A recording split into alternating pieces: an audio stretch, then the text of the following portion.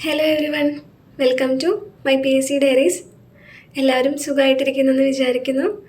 ഞാൻ ഇന്ന് വന്നിരിക്കുന്നത് എങ്ങനെ റിലേറ്റഡ് ഫാക്ട്സ് അല്ലെങ്കിൽ ഒരു ക്വസ്റ്റ്യൻ പഠിക്കുമ്പോൾ എങ്ങനെ അതിൻ്റെ കണക്റ്റഡ് ഫാക്ട്സ് ഒപ്പം പഠിച്ചു പോകാമെന്ന് പറഞ്ഞു തരാൻ വേണ്ടിയിട്ടാണ്. അതിന് മുമ്പായിട്ട് നമ്മുടെ LGS എക്സാമൊക്കെ ഇങ്ങനെ അടുത്ത് തുടങ്ങിയല്ലേ.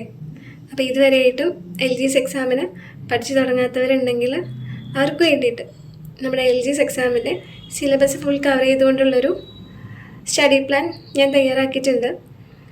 ടോപ്പിക് വൈസ് ആയിട്ടുള്ള സ്റ്റഡി പ്ലാനാണ്.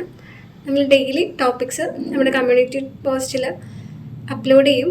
ഇന്ന് April 1 Day 1 ടോപ്പിക്സ് ഞാൻ അപ്ലോഡ് ചെയ്തിട്ടുണ്ട്. എല്ലാവരും ഒന്ന് കയറി നോക്കാം. അപ്പോൾ നമുക്ക് എങ്ങനെയാണ് കണക്റ്റഡ് ഫാക്ട്സ് പഠിക്കുക എന്നുള്ളത് നോക്കാം. അതിന് വേണ്ടിയിട്ട് ഞാനൊരു എക്സാമ്പിൾ വെച്ചിട്ട് പറഞ്ഞുതരാം. നമ്മുടെ ക്വസ്റ്റ്യൻ ഇതാണ്: തീരപ്രദേശം ഏറ്റവും കൂടുതലുള്ള കേരളത്തിലെ ജില്ല ഏത്? ഓപ്ഷൻസ്: കണ്ണൂർ, തിരുവനന്തപുരം, പത്തനംതിട്ട, തൃശ്ശൂർ. ഏതാണ്? കണ്ണൂരാണല്ലേ. കണ്ണൂരാണ് തീരപ്രദേശം ഏറ്റവും കൂടുതലുള്ള കേരളത്തിലെ ജില്ല.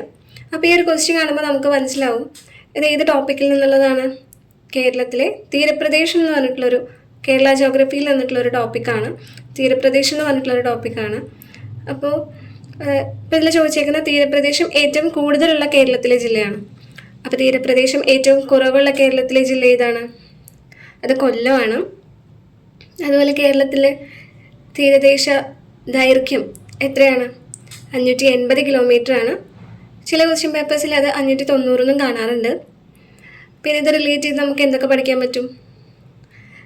കേരളത്തിലെ എത്ര ജില്ലകൾക്ക് കടൽ തീരമുണ്ട്? 9 ജില്ലകൾക്ക് കടൽ തീരമുണ്ട്. അപ്പോൾ എത്ര ജില്ലകൾക്ക് കടൽ തീരമില്ല? 5 ജില്ലകൾക്ക്. അത് ഏതൊക്കെയാണ് ആ 5 ജില്ലകളെന്ന് അറിയുന്നവർ കമൻറ്റ് ചെയ്യാം. പിന്നെ എന്താണ്? കേരളത്തിലെ കടൽ തീരം ഇല്ലാത്ത ഏക കോർപ്പറേഷൻ ഏതാണ്? അത് തൃശ്ശൂരാണ്. കേരളത്തിലെ ഡ്രൈവിംഗ് ബീച്ച് എന്നറിയപ്പെടുന്നത് മുഴുപ്പിലങ്ങാടി ബീച്ചാണ്. ഏറ്റവും നീളം കൂടിയ ബീച്ച് ഏതാണ്? മുഴുപ്പിലങ്ങാടി ബീച്ചാണ്. മുഴുപ്പിലങ്ങാടി ബീച്ച് കണ്ണൂർ ജില്ലയിലാണ് കേട്ടോ. അതുപോലെ കേരളത്തിലെ ആദ്യത്തെ ഭിന്നശേഷി സൗഹൃദ ബീച്ച് എന്ന് പറയുന്നത് ആലപ്പുഴ ബീച്ചാണ്. കേരളത്തിലെ ആദ്യത്തെ പൈതൃക ബീച്ച് എന്ന് പറയുന്നത് അഴീക്കോട് മുനക്കൽ ഡോൾഫിൻ ബീച്ചാണ്. അപ്പോൾ ഇത്രയും കാര്യങ്ങൾ നമുക്ക് അതായിട്ട് കണക്ട് ചെയ്ത് പഠിക്കാൻ പറ്റും. തീരദേശ ദൈർഘ്യത്തിൽ ഇന്ത്യൻ സംസ്ഥാനങ്ങൾക്കിടയിൽ നമ്മുടെ കേരളത്തിൻ്റെ സ്ഥാനം എന്ന് പറയുന്നത് 5ആണ്.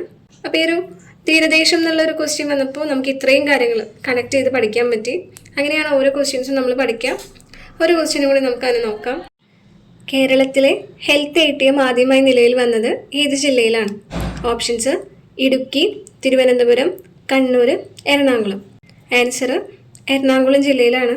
കേരളത്തിലെ ആദ്യത്തെ ഹെൽത്ത് ATM നിലവിൽ വന്നത് എറണാകുളം ജില്ലയിലാണ്. സ്ഥലം എന്ന് പറയുന്നത് എറണാകുളം ജനറൽ ആശുപത്രിയിലാണ്.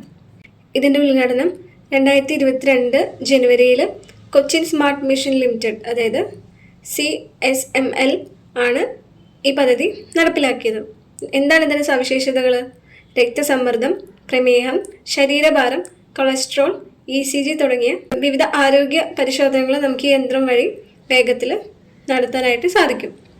അപ്പോൾ ഒരു ക്വസ്റ്റ്യൻ പഠിക്കുമ്പോൾ അതുമായിട്ട് റിലേറ്റ് ചെയ്ത് നമുക്ക് എന്തൊക്കെ പഠിക്കാൻ പറ്റുമെന്ന് നോക്കിയിട്ട്, അല്ലെങ്കിൽ ഇത് എന്തിൽ നിന്ന് വന്ന ക്വസ്റ്റ്യനാണ് അതിങ്ങനെ കണക്ട് ചെയ്തിട്ട് പഠിക്കാൻ നോക്കുക.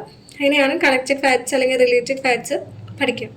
ഇനിയിപ്പോൾ നിങ്ങൾ റാങ്ക് ഫയൽ യൂസ് ചെയ്തിട്ട് റാങ്ക് ഫയൽ വെച്ച് പഠിക്കുന്ന ആൾക്കാരാണെന്നുണ്ടെങ്കിൽ, ഇപ്പോൾ തീരപ്രദേശത്തിൻ്റെ ഒരു ക്വസ്റ്റ്യൻ വന്നു കഴിഞ്ഞാൽ റാങ്ക് ഫയൽ എടുക്കുക. അതിൽ കേരള ജോഗ്രഫിയിൽ തീരപ്രദേശം എടുക്കാം. എന്നിട്ട് അതിൽ വരുന്ന പോയിൻറ്റ്സ്, ഇമ്പോർട്ടൻറ്റ് പോയിൻറ്റ്സ് പഠിച്ചു പോവാം. അങ്ങനെയാണ് റാങ്ക് ഫയൽ വെച്ചിട്ട് നമ്മളിത് പഠിക്കാം. അതുപോലെ ഇപ്പോൾ വന്യജീവി സങ്കേതങ്ങളുടെയാണ് ക്വസ്റ്റ്യൻ എങ്കിൽ നമ്മൾ വന്യജീവി സങ്കേതങ്ങൾ എടുക്കുക. കേരള ജോഗ്രഫിയിൽ വന്യജീവി സങ്കേതങ്ങൾ റാങ്ക് ഫയൽ എടുക്കാം. വന്യജീവി സങ്കേതങ്ങളെ കുറിച്ചിട്ട് ഒന്ന് ബ്രീഫായിട്ട് പഠിക്കാം. അങ്ങനെയാണ് നമ്മൾ റാങ്ക് ഫയൽ യൂസ് ചെയ്തിട്ട് പഠിക്കാം. അപ്പോൾ അടുത്തതായിട്ട് നിങ്ങൾക്ക് എന്തുമായിട്ട് റിലേറ്റ് ചെയ്തിട്ടുള്ള വീഡിയോസ് വേണമെന്നുള്ളത് കമൻറ്റ് ചെയ്യാം. നിങ്ങളുടെ സജഷൻസ് പറയാം, ഫീഡ്ബാക്ക് പറയാം.